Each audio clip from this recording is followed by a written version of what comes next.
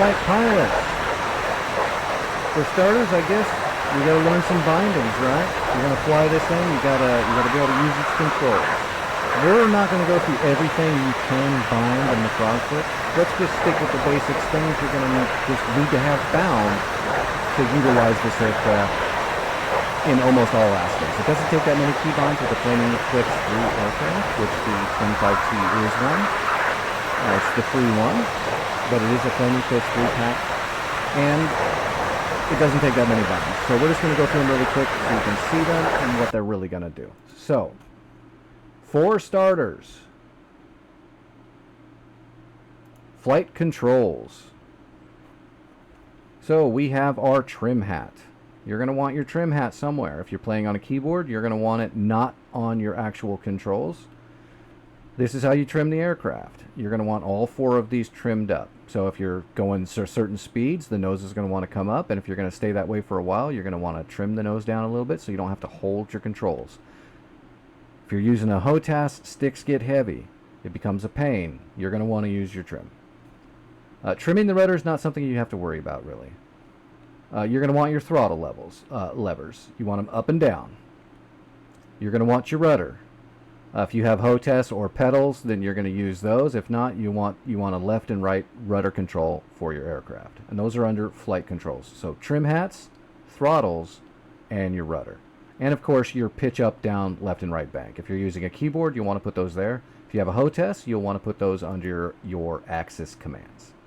So here's my HOTAS. That's my pitch and roll. Down here, I've got my thrust, which is my throttles. I've got my zoom vision, I've got my head tracking, and I've got my TDC slew for my cheval. And that is my little TDC slew button that I use to move around radar sensors.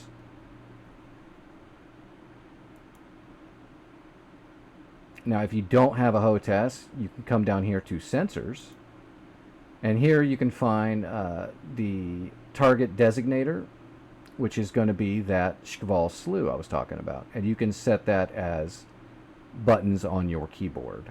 So you can move your cursor up, down, left, and right. Your ELENT pod, you're going to want a button for that.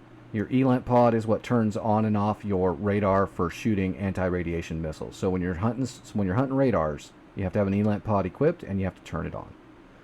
The electro-optical sensor is your visual radar. You're going to want to be able to turn that on. Your laser, you're going to want to be able to turn that on and off. The night vision in the TV, if you're using a Mercury pod at night, this turns it on and off. Your radar zoom in and out, this is going to be important. When you have your TV turned on, you can zoom it in once and zoom it back out when you're trying to find targets on the ground. So you're going to want to be able to zoom it in and out. Target lock, self-explanatory. I've got 2 buttons for that. And unlock. So if you have something locked, you want to move to a different one, you can unlock it. Let's come back up here. Communications, we're not going to worry about that right now. We'll go to countermeasures. Your ECM pod, you're going to want to turn that on. Those are your 410 pods. If you equip 410s to your outer wings, which I recommend because the missiles that go there instead are not good anyway. And the 410 actually helps. It's basically an electronic countermeasure white noise machine. Makes it a little bit harder for people to lock you up on radar, and it can also help you get away or dodge their radar guided missiles when they're fired at you. It's not 100%, but it does help. And this is your IR jamming. This is very important. In the FrogFoot, it actually has a built-in IR jamming unit, the DIRCM. You want to turn that on. That actually helps you become harder for Fox 2 or heat-seeking missiles to hit you. And it saved my butt more times than good maneuvering has when it comes to IR missiles. You're talking short-range heaters from other jets. You're talking short-range SHORADs from the ground, like Iglas and Stingers. The FrogFoot is really good at not getting hit by heaters. It can still get hit like anything else, but that thing is priceless. And then, of course, you can choose to dispense just chaff or just flare or to continuous. I recommend just getting one button. It'll dispense one flare and one chaff when you hit it. That's a good start.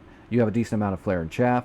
You probably haven't learned the difference between radars and guidance missiles, so you don't know to use a flare or a chaff because they do two different things and affect two different kinds of missiles.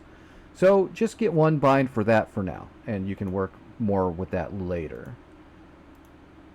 Down here in your general, you want to pick a button for rearming and refueling. So when you land, or when you're on the tarmac in your Flaming Cliffs 3 or your SU-25t, you have to be shut off and you have to have the canopy open.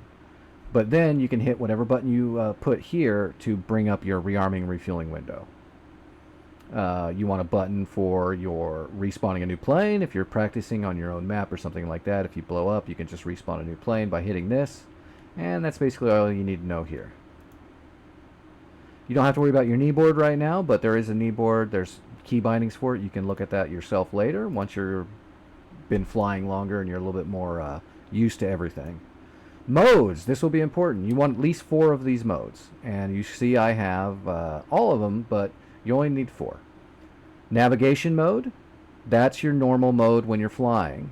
When you're just going from waypoint to waypoint, or you're literally just flying around. It's got your compass on the pack, your airspeed, your altitude. It's got your ADI in the HUD. It's all you need to fly. Longitude missile aiming mode. Okay, this is your air-to-air mode. When you turn this mode on, it's going to bring up whatever air-to-air missiles you have, and it's going to configure the aircraft to utilize those missiles. So you want to be able to turn that on and off. Air-to-ground mode, same thing. You want to be able to turn this on and off if you're dropping bombs, shooting air-to-ground missiles. None of your stuff's going to work until you turn on the master mode for air-to-ground. And then gun sight reticle. Now you don't need the gun sight reticle because if you choose cannons, it's going to bring up a digital gyro gun sight in your HUD. But if you want a fixed one, this is a fixed gun sight.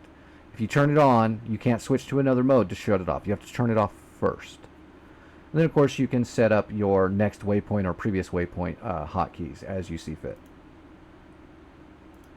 Radio, we don't got to worry about that at all. You can skip it. Radio 1, Radio 2, you can skip it. Sensors, this was your radars. We went through that already.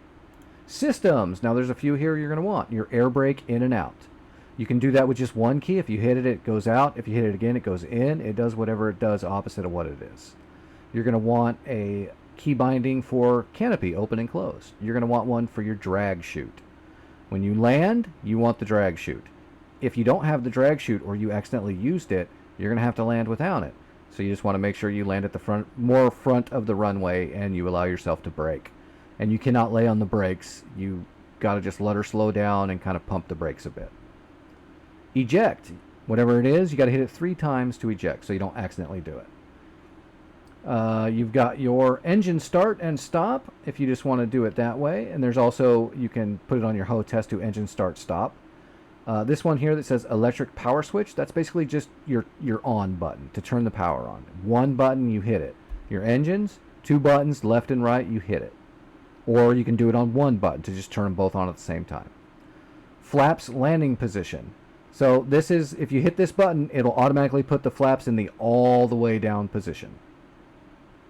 And I say you need a separate key bind for that for this reason. When you have the up-down flaps, like I have here, flaps up, down, it won't go into the landing position. You actually have to hit the landing position to move the guard over and put it all the way down. So you're going to want that key bound, and then you're going to want your flaps up, down bound. Come down here, gear lights. If you're flying at night, you want to bind that so that you can see it.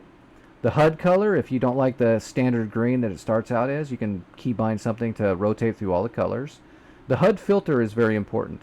You want to key bind for the HUD filter because that's that yellow screen that comes up on the HUD. And if you're flying into the sun, you can't see much of anything. But when you put that filter up, you can see just fine. It's really nice. It's nice polarizing light filter. It works great. And then you can bind the HUD brightness up and down. Usually the default is at full bright, so you can probably just leave it there. Jettison fuel tanks, that's a good one to have if you're taking bags for carrying fuel. When those bags are empty, you want to get rid of them because they're heavy. Landing gear up, down. You can just do 1 button, hit it, they go up. If you hit it again, they go back down. Pretty simple. Weapon jettison.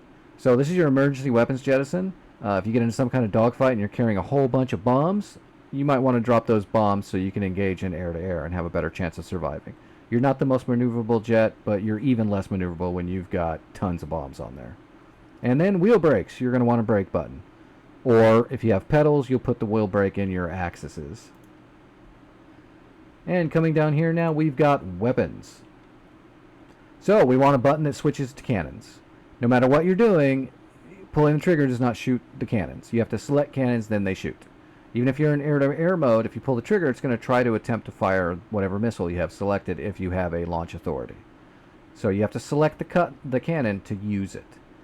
Come down here, weapon change. This cycles the weapons. So if you have a bunch of different bombs on there, you can hit this to select them. And on your weapon selector, the black panel that we went through in the cockpit, you'll see that that's where you'll be rotating through the selection. It'll also tell you what the weapon is in the HUD. Weapon fire is the trigger. You're going to want a button for that for sure. In the Russian craft, it's the same thing. There is no separate pickle button. It's all done off the trigger. And then you have launch permission override. So when you're in a Russian aircraft, it's not going to allow you to launch a weapon until it feels like the weapon is going to do exactly what it's supposed to. So if you're behind somebody and you're trying to lock on, you're trying to get an IR missile to fire at them and track them, you don't lock on with IR missiles. The seeker head on the missile is going to get the heat off the enemy jet. And if it has that, it'll let you know by putting an LA up on the HUD, and that's the launch permission authority. Well, if you want to bypass that and launch your weapon, whether it's on the air or the ground right then and there, you can hit this button and then launch it. And then you can also bind all of these. Ripple interval, we'll get into that with bombing. Salvo mode, we'll get into that when we get into bombing. You don't got to worry about it.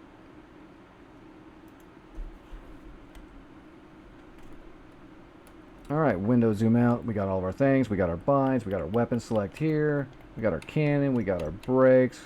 Air brakes. We are looking good. Everything is all bound up. We got our pods turned on. And that is all the binds you need just to get started. And that's almost all the binds you're going to need, period, with the FrogFoot. It doesn't take all that much. So, bind up all your keys. Start working on your landings and your takeoffs. And I hope to see you all in the... Alright, pilots. Here we are outside of our SU-25t model FrogFoot. Let's jump into the cockpit and see if we can look around and get a sense of what we're working with. So during this video, we're just going to kind of lay out the basics that you need to know about your steam gauges, instruments, and so on and so forth. We're not going to get into heavy detail about each individual one and how they work, because this is going to be a string of videos as an easier barrier of entry into DCS. So it'll be a little bit more palatable, a little bit more easy to absorb information that'll get you started and down the road to flying your jets, your planes, your helicopters, and getting as much enjoyment out of them as you can, because the more time you put in each of these aircraft, the more you will want to learn about them and you will get better at them. So I don't want to bombard everybody with too much information right away, because that seems to happen with certain videos at times. It seems like a lot of information at once, and it kind of turns people off. So we're just going to go through the basics of this cockpit to give you a good foothold. So on your left here, you've got your throttle. Right here is your flaps toggle. Up, down for flight and takeoff. And then, of course, it's got the third setting for landing, which is the flaps all the way down. If you look down here, this is your weapons control panel, where you would set the way you're going to drop your bombs, the ripple timings, and the amount you're dropping. This is your indicator for your landing gear, your flaps, and your air brake. So your gear, if it's down, you got all three of these lights on. Your air brake, these are your two flap settings. This is your ACS, this is your autopilot controls here. Now here's the important gauges. This one on the top left here, this is your area of attack angle, also known as the AOA. On the left is your units of AOA, and on the right is your G load. Right below that is a very important one, your airspeed indicator. This big ring around the outside here is going to be your airspeed, and the little one in the middle is your true airspeed. But you don't have to worry about that one for now. Just worry about the big one on the outside. This yellow one here, this is your safe speed to lower your landing gear, basically. So when you're coming into land, you don't want to bring your gear out if you're faster than this. You can damage your gear, you can overspeed it, and you don't want to damage your gear while you're in flight, because then it'll be really hard to land. This next one is your standard speed, then you got your max speed up here. And you really don't want to get up to your max speed in this FrogFoot. Usually, if you're pegging 700 kilometers an hour, you're going pretty fast. And this is Russian, so it is kilometers per hour, not knots. It might be confusing at first because most of the all the American stuff is going to be in knots, and doing 300 kilometers an hour is way slower than doing 300 knots. So that can be confusing. Below this is your radar altimeter. It only goes up to 1,500 feet. You're probably not going to look down at it too much because the information's on your HUD, but that's what this is. And this is your actual altimeter down here. It does not have a minimum maximum, so it's going to keep on going up. All right, here's your super important gauges. You're going to want to know what they are. This is the ADI, and that stands for Attitude Direction Indicator. So this thing right here that looks like wings, that's going to tilt up and down when you're banking. When the horizon, when this thing is turned on, which we can go ahead and turn on the cockpit here, and we'll see. It's going to reset. So that's your horizon line. So this is a quick reference on how level you are by your wing bankage, and then the up and down of the horizon. Up here is nose up and nose down. And the degrees right here will be the degree of your bank. So if this wing is all the way down here, you'd know you're banking to the left at 45 degrees. This is your slip, but you don't have to worry about the slip. You don't have to worry about these other navigation things right now. The main thing you need to take away right away is just this is your pitch. This is your pitch and your roll. Okay, down here is another one that can sometimes be a lot for people. So we're gonna kind of dumb it down a little bit. We're not gonna necessarily dumb it, but we're gonna make it a little bit easier for what you need to know with it, because this is a very important one. This is called your HSI, which is the Horizontal Situation Indicator. Now there's a lot of information in a lot of jets. Almost every jet's going to have an ADI and an HSI, by the way.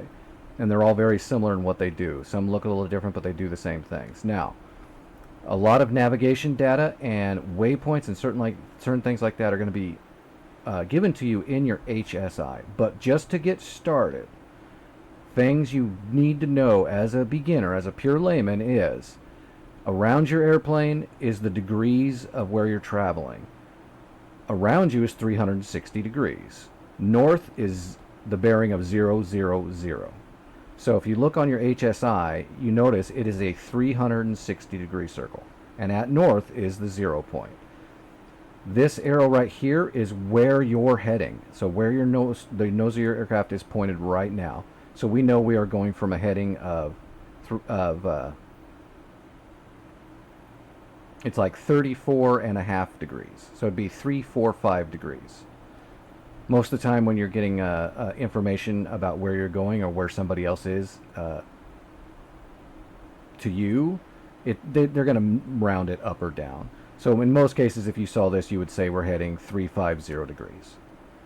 But that's the most you need to know about this HSI for right now. It is a compass rose, and it's going to tell you where your heading is, and it's a quick and easy reference. This is your vertical velocity right here. And there's a lot of different information that's on this one as well. But the simple is this yellow thing right here is going to be your degree. This is going to be your climbing up and down. And then your side slip right here. And for the most part, you're never going to look at this gauge very often. But that's what it is for reference. This is your RPMs of your turbines. This is your engine temperatures for engine 1 and 2. This is your weapons selector right here. So if you're in weapons mode and you hit your weapons select, it's going to give you an easy reference right here. If there's yellow there, that means there's something on the pylon. If it's green underneath it, that's what's selected. So if right here we had 2 missiles on the outer pylons and I selected them, the 2 green lights would be lit up below there. So pretty simple, pretty easy. Fuel gauge, hydraulics. This is your warning lamps. This is just a clock, don't worry about it. And this is your RWR, which is your radar warning receiver. So if somebody's, like if you're see someone flying, you hear the beeps. This is where the beeps are probably coming from. Those are signals letting you know if somebody is either A, locking you up, B, looking around for you, or C, firing, has you locked up and is actively firing at you.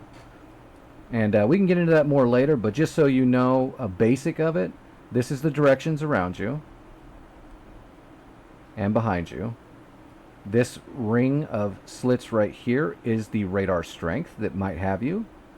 This is the type of radar right here. This is the up and down. So if it's higher than you or lower than you. And then the red is the oh shit button. So if that's lit up, you're probably going to have a nice big chime anyway. You're gonna hear the chimes and you're going to hear the beep if you're locked up before you see the thing. But that's what the big red light is. It's letting you know that bad things can happen. And everything else out over here in this aircraft, because this is the free one that is a Flaming Cliff style aircraft, it's not completely full fidelity. You cannot worry about any of this. You do not have to worry about it. This is a beginner aircraft. But basically it's just it's going to be all your switches to turn on your engines, your generators, your lights, all that stuff. But you don't have to worry about it. Everything in this aircraft, you bind to the keyboard of the hotest the things you actually need and nothing more. So that is your basic cockpit loadout. And just for reference, we'll go up here to the hood really quick while we're here. This is your standard navigation HUD. So this would be like your ADI. This is the horizon line. Your nose is a little bit above it.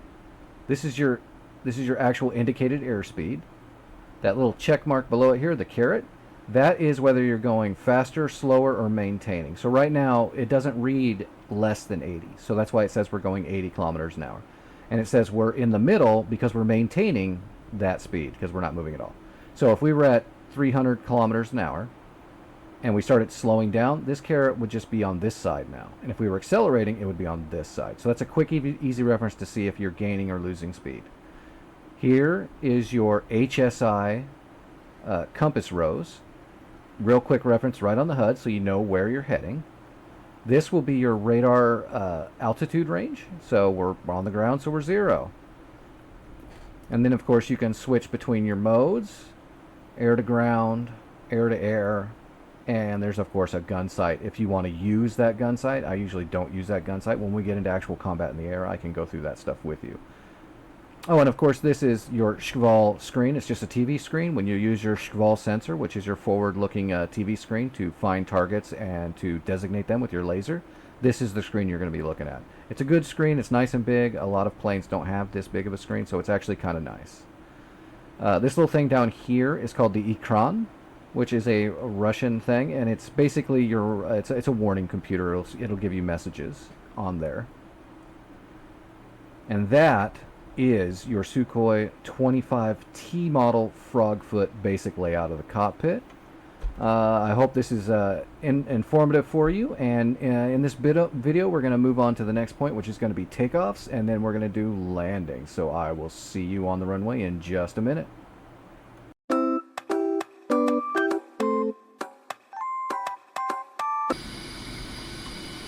Alright pilots, here we are now. We're all the way at the front of the runway and we are getting ready to take off in our FrogFoot. Now, taking off in a FrogFoot is not real difficult, but this is a heavy girl and she does take a decent amount of lift to get off the ground. Even without a loadout, she's a little heavy. So you will have to get some speed going before you can actually get lift. And you have to be careful when you do start gaining that lift because you don't want to pull back too hard, but you're going to have to pull back harder than you're expecting to take off.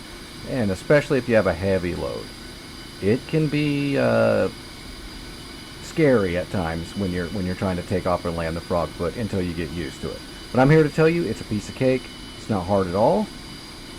So the way we're going to start first is we're going to set our flaps to down. And you can see we do not have a heavy loadout right here. We just have our 410 pods on, and we'll get into those at another time. Also, because she is a heavy girl, when you're taxiing her, you really got to get on the throttle a decent amount before you start rolling. But once you do start rolling, you want to back off that throttle quite a bit. So it'll maintain its roll with just some thrust. But to get started from a dead stop in this heavy girl, you definitely have to give it a lot of gas. I'll show you right here just really quick. Like right here, You think in a normal jet this would get you moving, but it's not. We're gonna have to go all the way up to like here. Now it's barely starting to go, but now that we're rolling, now we can back it off and you see it's gonna start coasting. So I remember when I first got in the FrogFoot, I definitely was like, is it gonna go? Do I have some kind of emergency brake on? I really thought I had chocks and an actual locked-in brake, and that's not the case. It just takes a lot of juice to get this big girl to start rolling. So we're just going to go off of how to take off here, and before we start, I'm just going to say what we're going to do is we're going to hold down the brake, and we're going to start spooling up the engines to get a good spool going. And then we're going to go ahead and put it all the way down and let the brake go. We're going to use our rudder pedals to maintain as best of a straight line as we can, and we're not going to do much with the stick for a bit.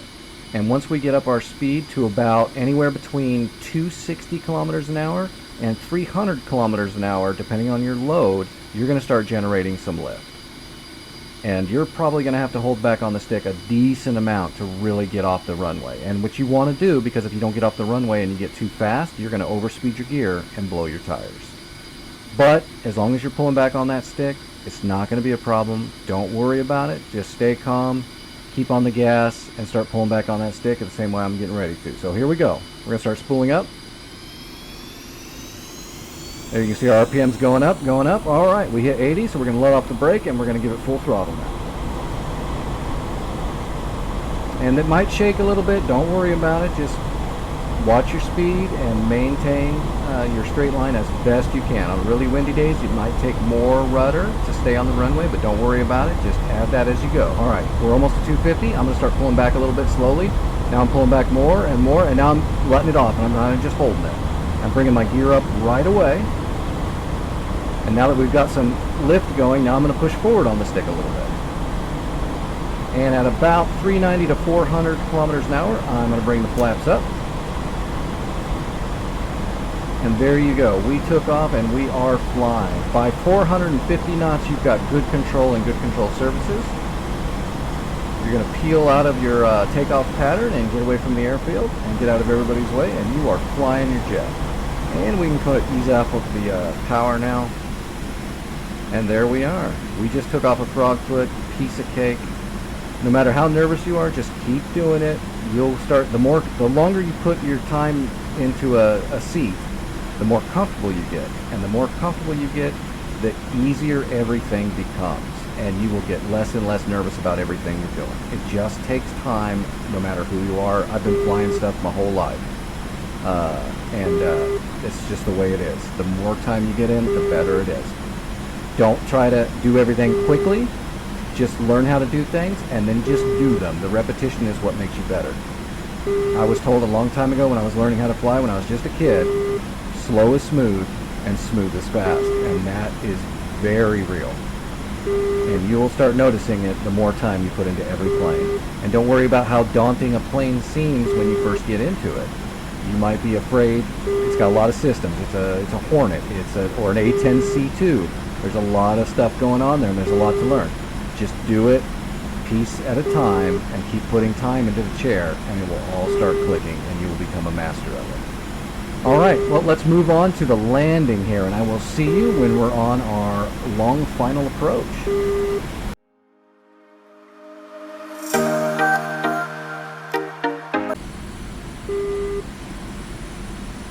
Alright pilots, here we are now. We're right here parallel to the runway. And what we're going to do is we're just going to cruise on out here a ways and start kind of slowing down and getting ready. And when we start turning around to make our final approach, we're going to start setting up for our landing. Now I am not going to put this thing into a landing mode. What we're going to do is we're just going to fly her in and we're going to land it like we'd land any other airplane.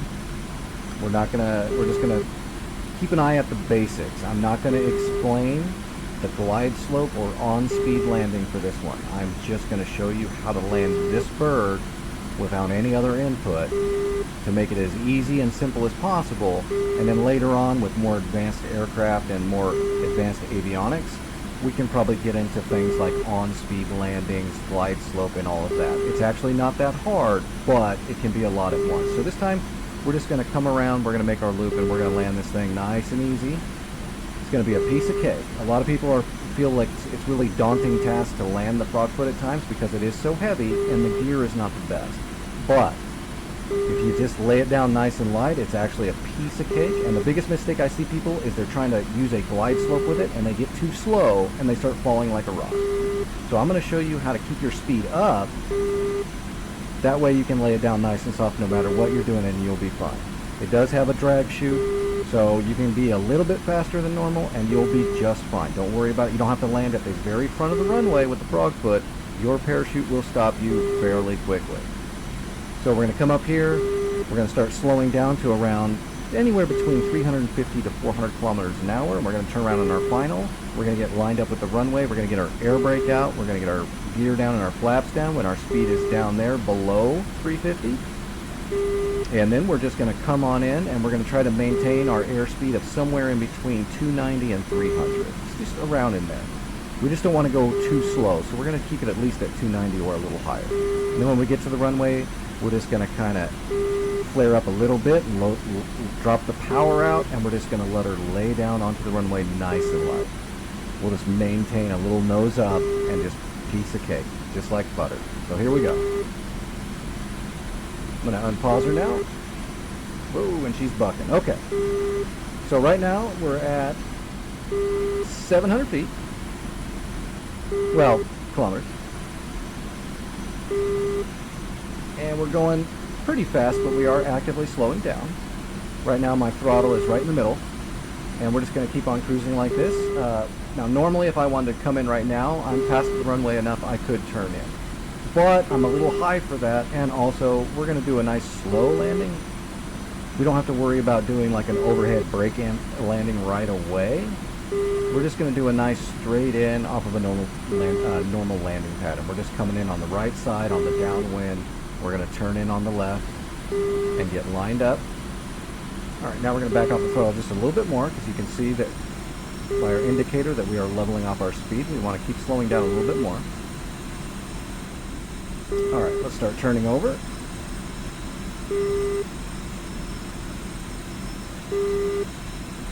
So we're just laying it over to the side a little bit, and we're pulling back on the stick just a little bit.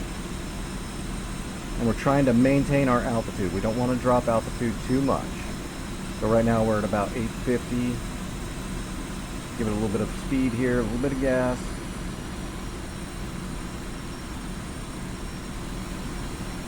Now we're back up to about 900. It's also not proper because when you're using your radar altimeter, when you're banked over like this, it's not giving you the best accuracy. But we're trying to maintain our altitude as best we can. It's not super important, you just don't want to drop down too low. That's the biggest problem. Okay, so there's the runway right in front of us now. Let's remove our filter here so we got a better view. Now we're going to bring out our air brakes, which are on the wingtips here. See them opening up right there. And because I'd rather have something pushing back on us so we slow down easier, because we can always speed up by adding more power. So you get the brake out, we're gonna nose up our attitude a little bit, and that's gonna start slowing us down. And we're not worried about gear or flaps right now because we're still going, faster than we need to. We need to make sure our speed on that airspeed indicator down here is below that yellow line before we bring the gear out. So I'm gonna drop out the power now. And also when you start descending, you're going to gain speed, so you have to watch that. Nose up a little bit more, that way we lose speed. Okay, now we're at the yellow line. Let's go ahead and get ready to pop the gear. We're going to bring the flaps down to regular. Pop the gear out.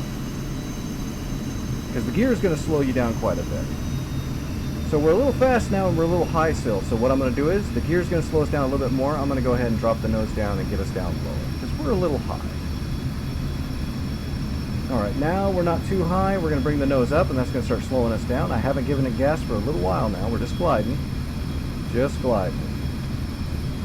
Still a little fast, but now we're close to 300. Now we're good. We're going to angle up a little bit, and there you go. Nice and light. And now don't worry about it. We're going good. Now we'll just hit our drag chute. And you see that speed just coming right down. It's really not that big of a deal. If we took half that runway to come down light, if we were going a little bit too fast, or if we were a little too high when we were coming in, we could have used more runway before we let it lay down. You've got plenty of runway when you have that drag chute. Alright, we'll click the drag chute again to drop it off. We will bring in our air brakes, and we'll put the flaps back up. Now, if I had a little bit more weight, or I was going in way too fast, or I needed more lift, you can also bring the flaps all the way down to landing mode. Right there's regular, and then there's one more below that. Normally, I would recommend to, while you're learning, go ahead and learn and make sure you have landing flaps initiated. A lot of times, if I'm really light, I don't use the landing flaps. That's my personal preference. I recommend using the landing flaps. When you bring the landing flaps all the way down, it's going to generate even more lift. It'll also slow you down more. So it gives you more control because you can always bring power up. It's easier to have air brakes out and bring power up than it is to try to slow down when you're going too fast.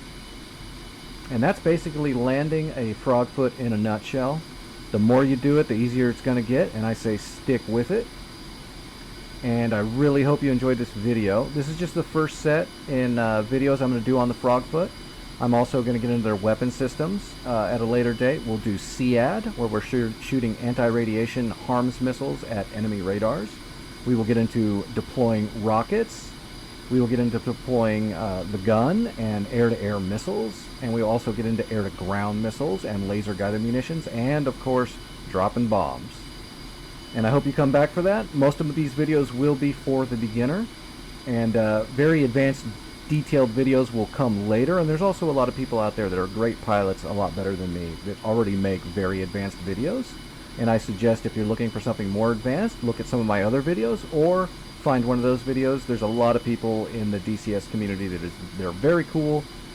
Most people are pretty warm. It's a pretty welcoming community. And everyone just wants more people to love aviation as much as we all do and join us. So, don't be afraid. The FrogFoot is a free airplane. Download DCS and get started now. Everybody will be more than welcoming when you join the community. Everybody, you have a good night.